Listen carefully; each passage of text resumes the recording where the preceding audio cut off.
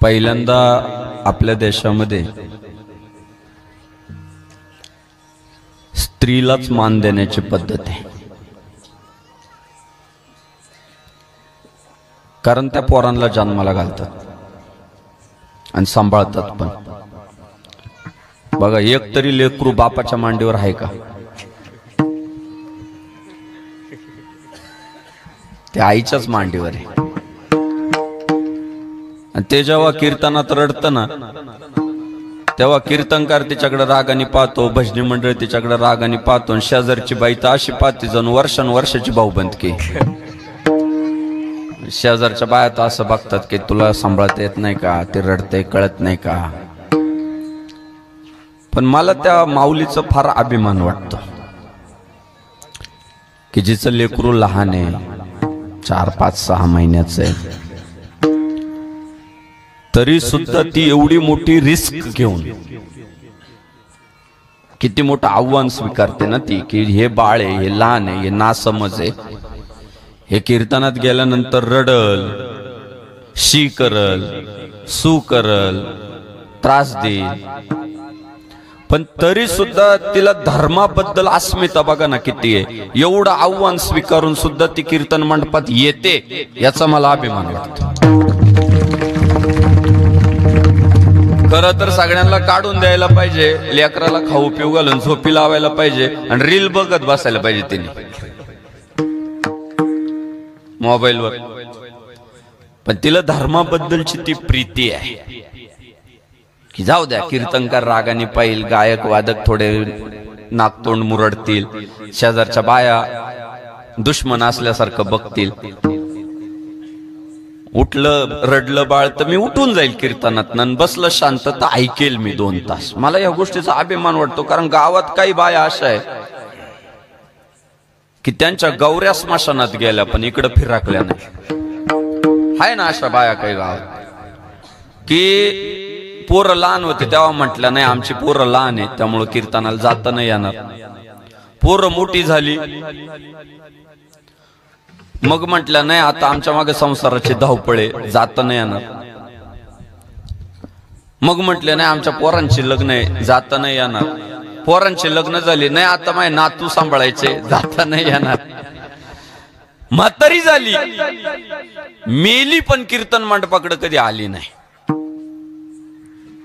मग त्या म्हातारडीपेक्षा ती बाळ रडू देणारी आमची माऊली कधी पण चांगलीच ना. म्हणून मी माता भगिनींना सांगत असतो की काय काळजी करायची नाही. रडतील बाळ, होईल थोडा त्रास, पण त्या बाळाला जर तुम्ही 3ऱ्या आणि 4थ्या महिन्यापासून जर कीर्तन ऐकवायचं शिकवत असाल तर भविष्य काळात ते नक्की छत्रपती शिवाजी महाराज होऊ शकतात. बाळ रडल्यानंतर कुठल्याच कीर्तनकाराने बोलू नये, रागवू नये. गावातल्या भजनी मंडळाने रागवू नये, शेजारच्या बायांनी तर अजिबात रागाने तिच्याकडे पाहू नये. काय नाही फरक पडत, जाऊ द्या, बाळच आहे ना, ते रडणारच आहे ना. खऱ्या अर्थानं आता मुद्दाम रडवायचे नाही बरं का बाळ. खऱ्या अर्थानं आपली हिंदू सनातन संस्कृती टिकवली कोणी, तर माझं प्रामाणिक मत आहे ती महिलांनी टिकवली. म्हणून आपल्या धर्मामध्ये पहिला सिद्धांत आहे मातृदेवो भव, नंतर पितृदेव आहे. बाप देव आहे पण कधी आईच्या नंतर, आईच्या आधी नाही. नंतर आचार्य आहे, गुरु 3ऱ्या नंबरला आहे, आचार्य देवो भव, आणि पाहुणे रावळे शेवट आहे 4थ्या नंबरला, अतिथी देवो भव. पहिला नंबर आईचा आहे की तू आईला देव मान, आईला देव मान, आईला देव मान. का आपल्या धर्मशास्त्रानं आईला देव मानायला लावलं माहित आहे? कारण जन्माला घातलेल्या अपत्याला देवत्व प्राप्त करून देण्याची ताकद फक्त आईमध्ये, म्हणून तिला आई मान.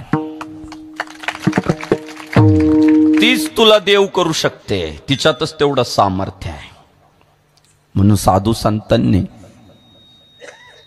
किती छान मांडलं बघा.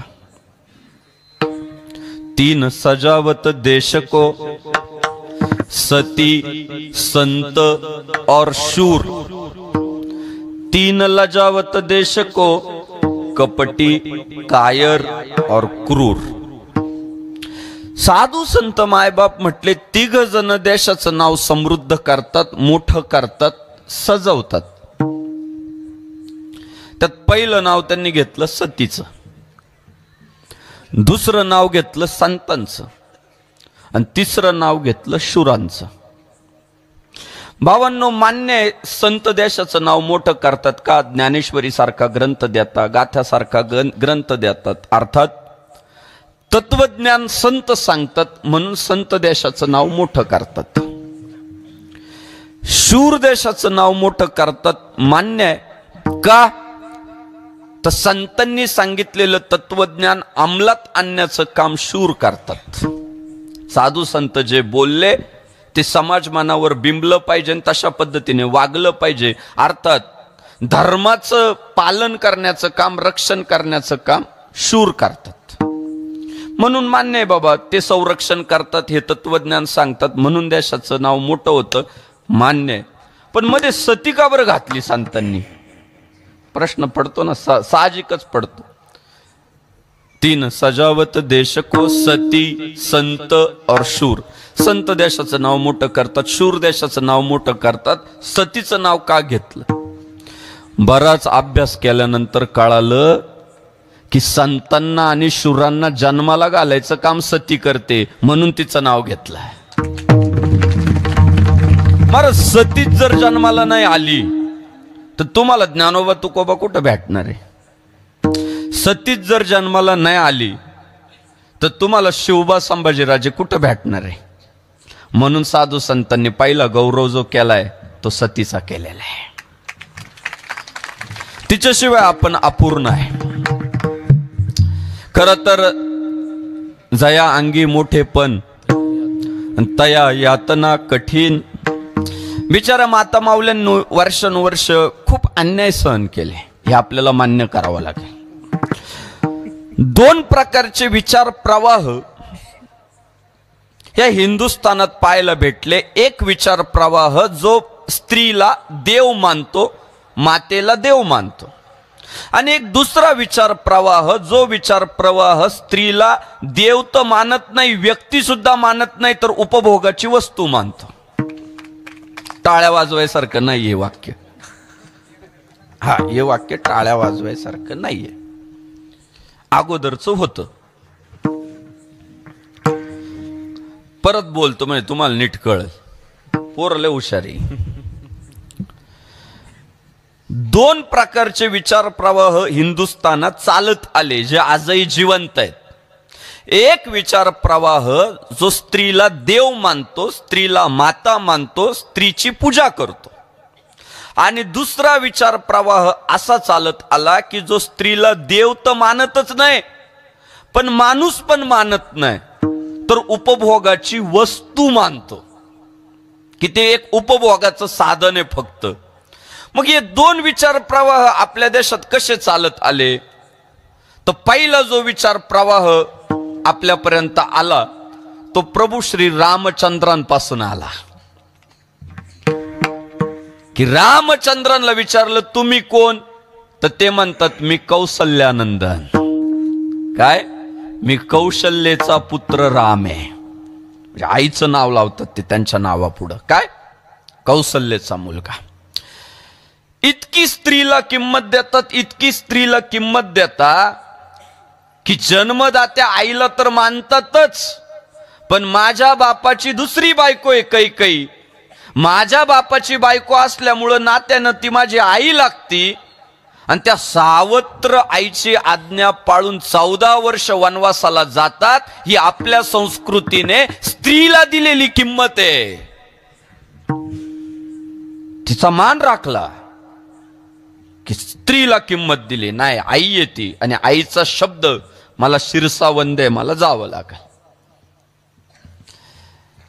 स्वतःची बायको राक्षस पळवून नेतो, जर तिला उपभोगाचीच वस्तू म्हणून जर विचार केला तर एक खराब झाली तर दुसरी घेता येते की. एक खराब झाली तर वस्तू दुसरी घेता येते.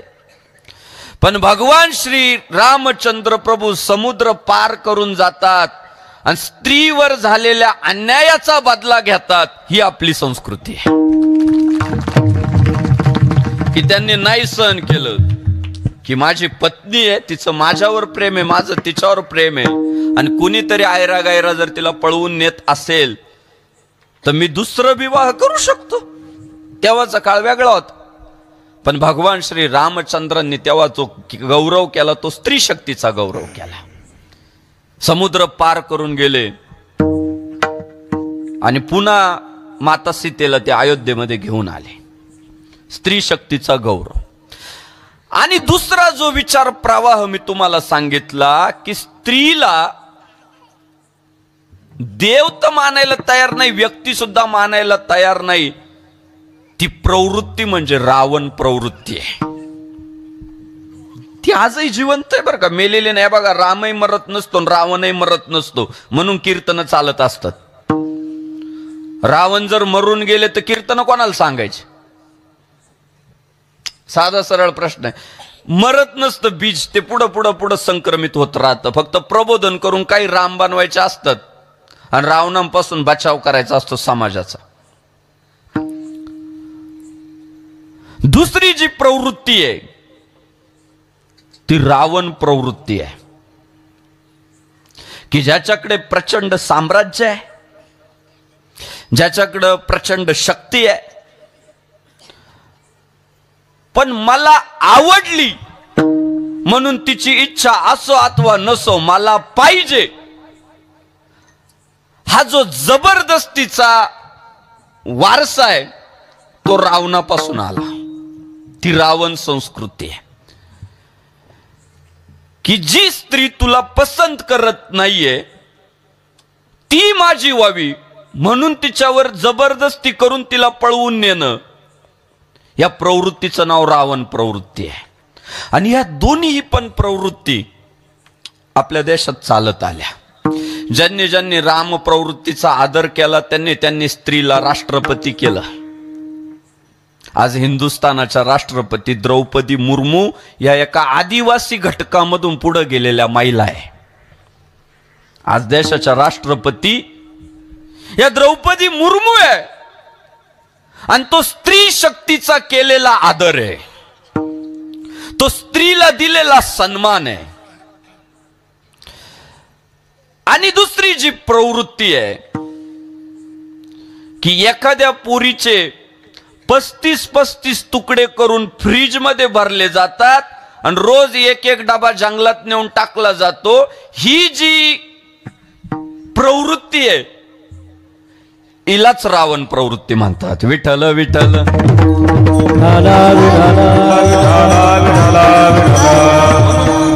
म्हणून मी माझ्या विशेषतः तरुण बांधवांना सांगत असतो की हा देश रामाची पूजा करणारा देश, हा देश जो आहे ना हा फक्त रामालाच मानतो.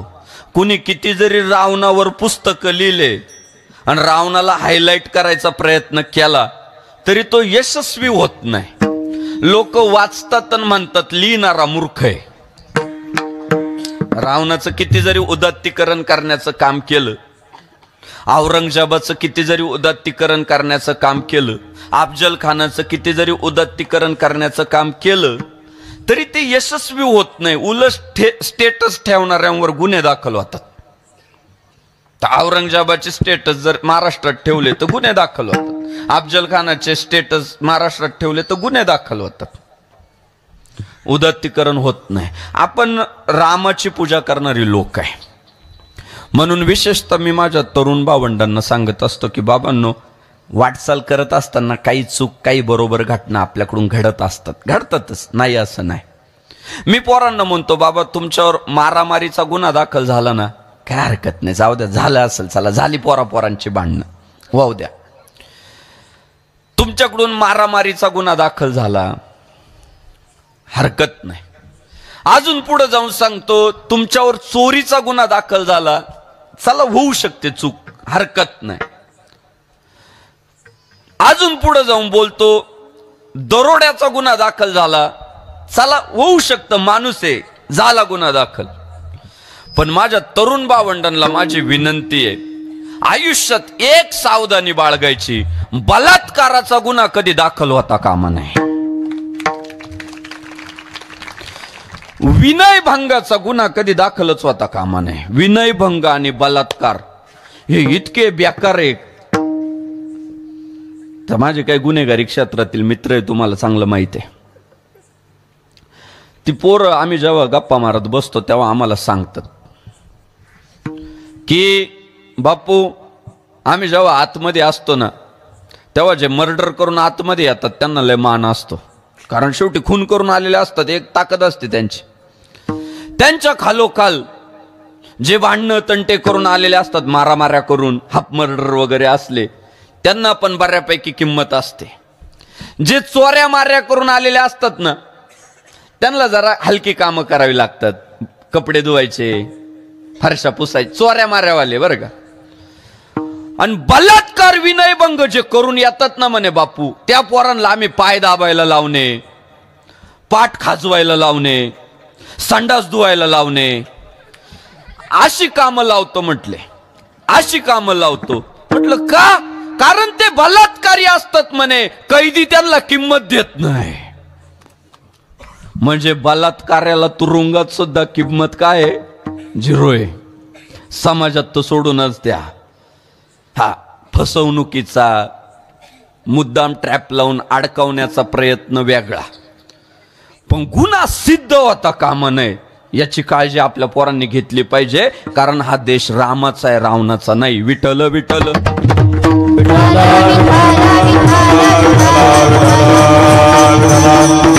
पण काय झालं माहितीये का,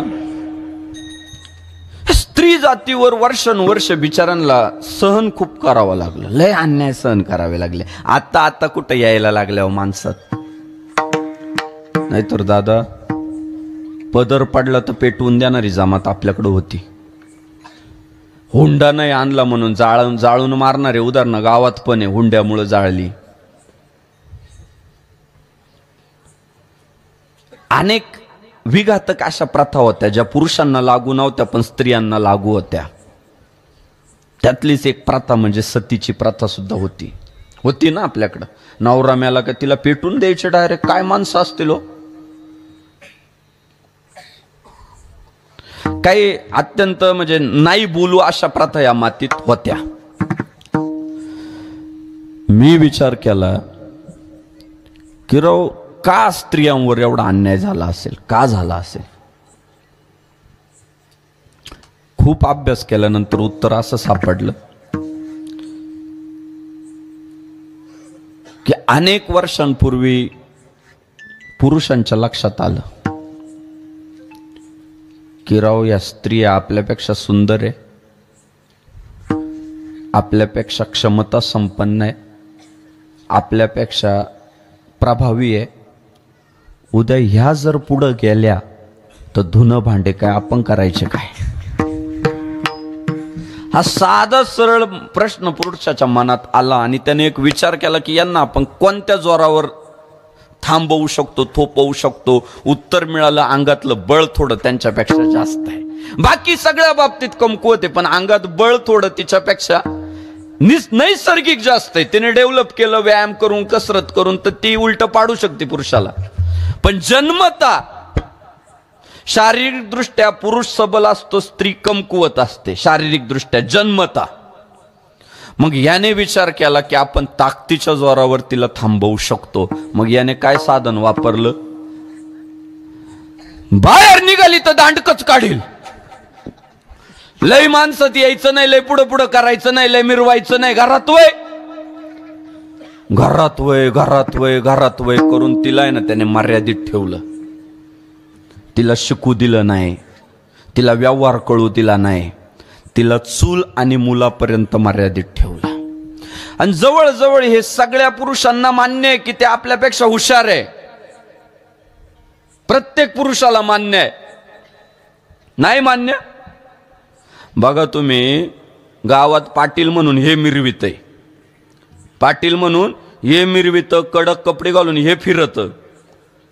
पण एखादा महत्वाचा निर्णय जेव्हा घ्यायचा असतो ना, मीटिंग बसती, पुढची पार्टी त्यांचं मत मांडते, हा याचं मत मांडतो, आणि जवळजवळ व्यवहार डन होत येतो बरं का, व्यवहार. आणि व्यवहार डन होत आला अंतिम टप्प्यात की पाटील काय म्हणतात माहितीये का, बरोबर आहे तुमचं, सगळं पटलं बरं का मला, आता आपलं जवळजवळ नक्की झालंय, फक्त मला एकदा ना तिला शब्दभर विचारू द्या. ती माझ्या शब्दाच्या पुढं नाही, पण मला तिला विचारू द्या. का बरं असं म्हणतं बरे, याला पक्क माहितीये आपलं चुकू शकतं, तिचं कधी चुकत नाही. म्हणून घरातले अनेक करते माणसं किती कडक कपडे घालून फिरू द्या, पण रात्री सगळं विचार मसलत मंडळी सोबत करतात. तुला काय वाटतं, बरोबर आहे का नाही, तू सांग, करतात का नाही करत. प्रत्येक जण जवळजवळ बायकोला, आणि त्यांना पण माहिती तुम्हाला काही कळत नाही ते, म्हणून त्या सुद्धा बऱ्याचदा म्हणत असतात, बघा तुम्ही लय भोळे बरं का, तुम्हाला कोणी फसवत, त्यामुळे तुम्ही मला विचारल्याशिवाय निर्णय नका घेत जाऊ. राम महाराज त्या जेव्हा जेव्हा म्हणतात ना तुम्ही लय भोळे, तेव्हा तेव्हा त्यांना म्हणायचं असतं तुम्ही लय मूर्ख आहे. पण त्यांना ते परमात्म्याने कला दिलेली आहे, बोलतात एक आणि वाटतं एक, समजू देत नाही. अहो ब्रह्मदेवाला अंत नाही लागला त्यांचा, स्त्रीचा. सगळ्यांच्या नादी लागावं, पण बाईशी स्पर्धा नाही करूच नाही. तिथं हात जोडावे, तिथं हात जोडायचे गपचूप, आणि गपचूप म्हणायचं दुर्गे दुर्गट भारी तुझं विन संसारी, आणि अनाथ अंबे करुणा विस्तारी. शेवटी बघा ना, जिथं देव कमी ठरले तिथं देवांना प्रार्थना कोणाची करावी लागली, शक्तीचीच करावी लागली. तेव्हा महिषासुर मेला. विठ्ठल विठ्ठल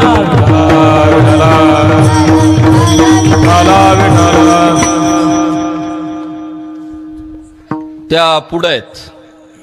तुम्ही ते बागा बगीचं पाहिलंय गाव कधी, म्हणजे मुलगा मुलीचं जेव्हा लग्न जमतं तेव्हा भागाभागात वेगवेगळ्या पद्धती आहे. पहिल्यांदा आमच्याकडे पद्धत अशी, त्या मुलीकडचे ना, मुलगी नाही येत बरं का, मुलगा पाहायला कधीच येत नाही. मुलीचे वडील, मामा, चुलते वगैरे, त्या मुलाचं परिवार, पाहुणे रावळे, शेती पसारा पाहायला येतात. आणि त्या मुलीच्या बाप लोकांना त्यांना जर पसंत पडलं स्थळ तर ते म्हणतात या बघायला पोरगी. अशी आमच्याकडे पद्धत आहे. इकडे तशीच आहे. आता आपण गोदावरीच्या काठालाचे सगळे, माला तालुका निफाड आहे.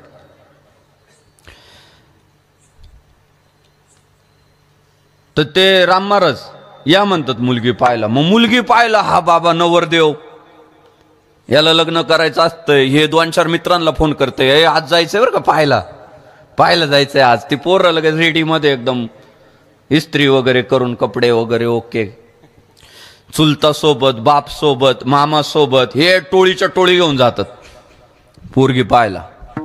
आता मुलीच्या बापाला बिचारायला लग्न करायचं असतं.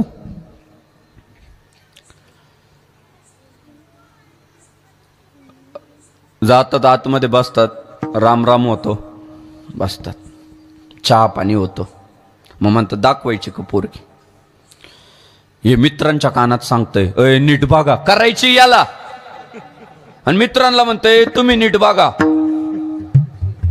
नीट बघा रे, नीट बघा बाबा, माझ्या आयुष्याचा प्रश्न आहे. इथून त्याची सुरुवात आहे बरं का. पोरं म्हणतात तू काळजी नको करू, आम्ही आहे. तुम्ही आहेच कायमच आहे तुम्ही. त्यांना कळालं तिथे बरं का. ते म्हणतात आम्ही आहे, काळजी नको करू. पोर म्हणतात चुलते, मामा, दादा. मग ती बिचारी पोरगी ऐका, आता जीवाचे कान करून ऐका. ती अशी डोक्यावर पदर घेते. सवय नसते जास्त माणसात जायची, शिकलेली असते, पण एवढी सभा कव्हर करण्याची सवय नसते. डोक्यावर पदर असतो, मान खाली असते, नजर झुकलेली असते, घाबरत घाबरत येते, बसते. बसल्याबरोबर प्रश्न विचारायला सुरुवात होते. नाव सांग, नाव सांगती.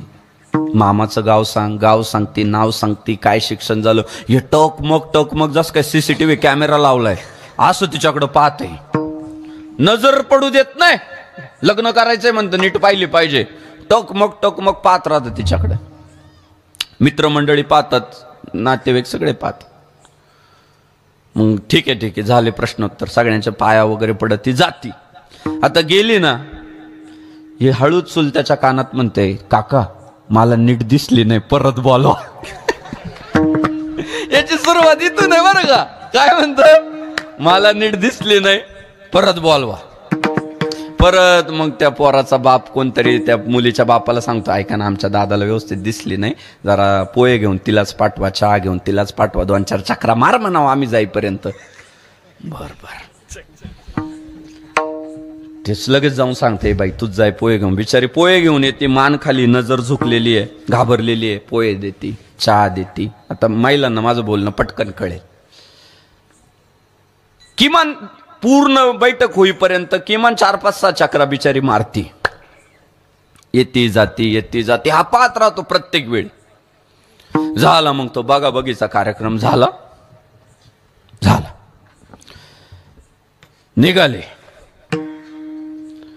घरी आला. आमच्याकडे काही पोराची आई जात नाही पाहायला पोरगी. घरी आल्याबरोबर आई पहिला प्रश्न विचारते, दादा कशी होती मुलगी, आवडली का? याचं उत्तर काय माहितीये का, आई पाहिली बर का, पण मला व्यवस्थित दिसलीच नाही ती. मला आहे ना कळालंच नाही आई, मी कन्फ्युज झालो आई, मला काहीच समजलं नाही. मग आईचं जीव पोरात. आई लगेच नवऱ्याला म्हणते, ओ आपल्या दादाला पोरगी व्यवस्थित दिसली नाही, तेवढे तिचे फोटो व्हॉट्सअपला पाठवायला लावा. तिचं जर इन्स्टाचं अकाउंट असेल तर ते लिंक पाठवायला लावा.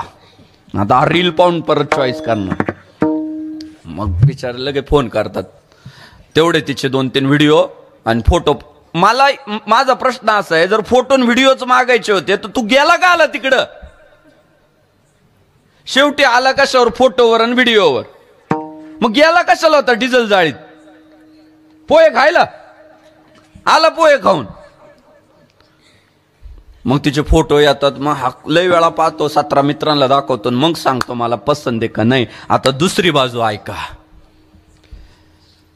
प्रश्न उत्तर देण्यासाठी जेव्हा आली तेव्हा डोक्यावर पदर होता, मान झुकलेली होती, नजर झुकलेली होती. घाबरत प्रश्नांची उत्तर दिले, निघून गेली. चहा पाणी द्यायला आली, नजर झुकलेली होती, डोक्यावर पदर होता, घाबरत आली, निघून गेली. पण असे पाहुणे उंबारठा ओलांडतात आणि घरातलं महिला मंडळ विचारतं, नवरदेव आवडला का? काळा आहे का गोरा आहे लगेच सांगते, जाड आहे का बारीक आहे लगेच सांगती, केस आहे का टक्कल पडलंय लगेच सांगती, आणि मला आवडला का नाही आवडला क्षणार्धात सांगती. पाहिलंच नाही सांगितलं कसं, हेच कौशल्य आहे त्यांच्याकडे. विठ्ठल विठ्ठल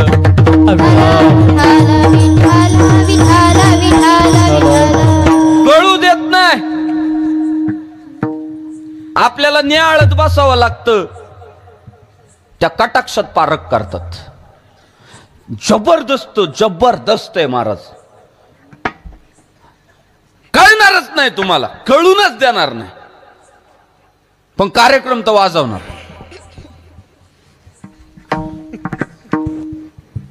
म्हणून तुम्हाला सांगतो, तिथं हातच जोडले पाहिजे, सरळ हात जोडले पाहिजे. अहो जाऊ दे, हे नसल पटलं तुम्हाला, समजा की कमी वेळात कमी कालावधीत पटकन पारख करतात, जास्त दिसतं, जास्त कळतं. मला एका दुसऱ्या मी तुम्हाला थोडं व्यावहारिक दृष्ट्या सांगितलं. माता माऊल्यांनो, आता शास्त्रीय दृष्ट्या सांगतो, थोडं वैज्ञानिक दृष्ट्या सांगतो. भावांनो, मुलाचं जर लग्न करायचं असलं तर कायद्याच्या दृष्टीने परवानगी कितव्या वर्षी मिळते? 21व्या. काही जरी पाठ नसलं तरी एवढं आपलं मात्र पाठ आहे, सगळ्यांचंच पाठ आहे, काय त्यात वाद नाही की लग्नाची परमिशन आपल्याला कायद्याने 21 पूर्ण झाल्यावर मिळते. बरोबर आहे. तेच जर मुलीचं लग्न करायचं असेल तर कायदा परवानगी कितव्या वर्षी देतो? 18. म्हणजे बघा ना, तुम्ही एकीकडे स्त्री पुरुष समानता म्हणताय आणि दुसरीकडे असा भेद करताय. त्यांना 18व्या वर्षीच लग्न आणि आम्हाला लग्न करायला 21 वर्षाचं व्हायचं. म्हणजे तुम्हाला गंमत सांगतो, माझं जेव्हा लग्न झालं भाऊ, तेव्हा माझ्या वर्गातल्या पुरी 2-2 वर्षाचे बाळ कडेवर घेऊन लग्नाला, 2-2 वर्षाची पोरं त्यांच्या कडेवर. म्हणजे जेव्हा आम्हाला वाजू नका महाराज, जेव्हा आम्हाला हळद लागली तेव्हा त्यांनी प्रॉडक्ट लॉन्च केलेलं होतं.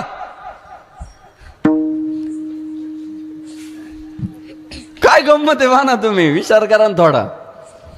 का बरं असा फरक? म्हणजे आमची हळद लागणार, लग्न होणार, मग आम्ही प्रयत्न करणार, मग पोरं होणार, आणि तोपर्यंत त्यांची पोरं लागली शाळेत जायला, आमच्या वर्गातल्या मैत्रिणींची. असा फरक का? तो अन्याय नाहीये दादा, अजिबात अन्याय नाहीये. ते विज्ञानाला धरू नये. त्याचं साधं सरळ उत्तर इतकं सोपं आहे अण्णा, की संसार करायची अक्कल यायला पोराला 21 वर्षाचं व्हावं लागतं. ती संसाराच्या अक्कल पुरीला 18व्या वर्षीच येते.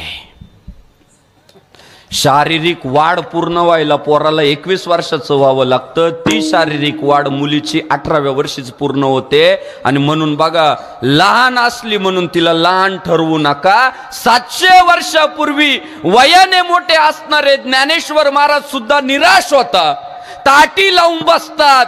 त्या ज्ञानेश्वर महाराजांना सुद्धा माऊलींपेक्षा 4 वर्षाने लहान असणारी बहीण सांगते ताटी उघडा.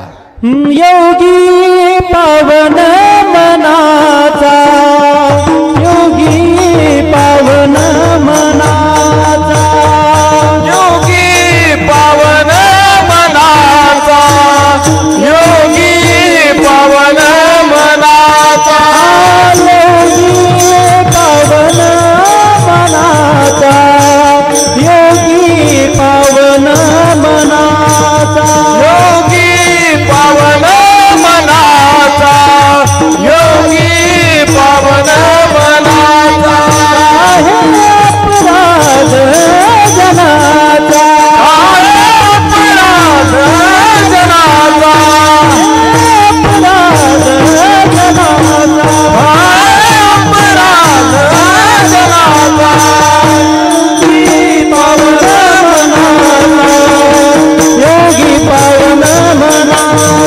योगी पावन मनाचा, योगी पावन मनाचा, योगी पावन मनाचा, योगी पावन मनाचा, योगी पावन मनाचा.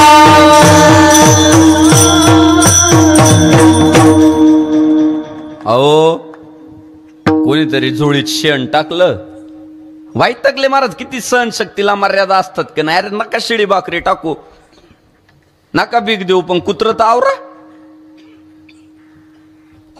वाईट वाटलं त्यांना की राव हे शिळी भाकरी तर टाकत नाही, उलट शेण टाकताय झोळीत. वैतागले, झप झप चालत आले सिद्ध बेटात आणि घेतलं दरवाजा लावून. तो दरवाजा लावून घेतला म्हणजे काय झालं लोकांना कळतच नाही. त्याच्या मागे लय मोठा अर्थ आहे.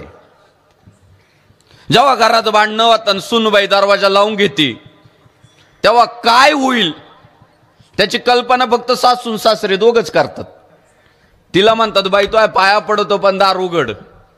तू म्हणशील तसं, पण दार उघड का? जर का तिने साडी बांधली पंख्याला, जन्मटेपचे भाऊ काय कायमस्वरूपी ते ताटी लावून घे ना प्रकार. लावून घातला दरवाजा, नको म्हटले, अर्थ नाही राहिला. काय किती त्रास सहन करायचा. तेव्हा 4 वर्षाने असणारी लहान असणारी मुक्ताई आहे ना, ती ज्ञानेश्वर महाराजांना म्हणते नाही, तुम्ही माणूस नाहीये तर तुम्ही योगी आहे. योगी पावन मनाचा, साहे अपराध जनाचा, विश्व रागे झाले वन्नी, संती सुखे व्हावे पाणी. जग जर अग्नी झालं तर ज्ञानेश्वर महाराज तुम्हाला पाणी व्हावं लागल.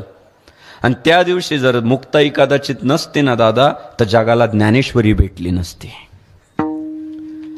त्या दिवशी जर मुक्ताई सारखी बहीण नसती ना, तर जगाला हरिपाठ भेटला नसता. तुम्हाला आम्हाला जे ज्ञानेश्वर महाराज भेटले ना, ते मुक्ताई सारख्या बहिणीमुळे भेटले. म्हणजे ज्ञानेश्वर महाराज जगाला भेटतात, या माग सुद्धा एका स्त्रीचा हात आहे. विठ्ठल विठ्ठल